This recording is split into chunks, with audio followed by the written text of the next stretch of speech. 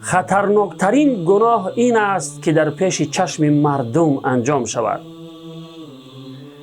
یا در پنهانی انجام شود و در پیش مردم تعریف شود. خیلی گناه خطرناک است.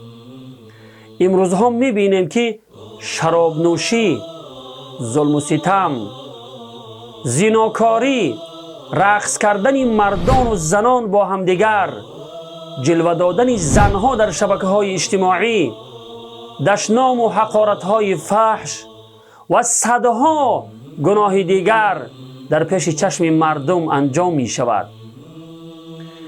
یا می بینیم کسانی را که از گناهان خود تعریف می کنند که من امشب با فلان زن چنین و چنان کردم. العیاذ بالله.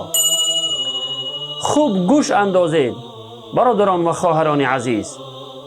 در روایت بخاری آمده است که پیامبر خدا صلی الله علیه و سلم فرمودند همه افراد امت من بخشیده خواهند شد مگر کسانی که گناه را آشکارا و در پیش چشم مردم انجام دهند.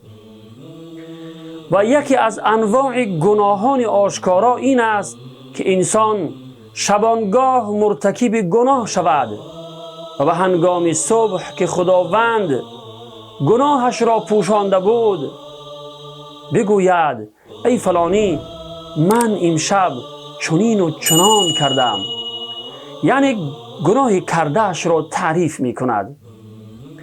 این در حالی است که خداوند گناهش را پوشانده بود و ستر کرده بود، ولی او ستر خداوند را از روی خود برداشت. روایت بخاری. پناه به خداوند از همه گناهان. برادران و خواهران عزیز، از الله مقتدر بترسید و از آشکارا و در پیش چشم مردم گناه کردن بپرهیزید. این خیلی گناه خطرناک است.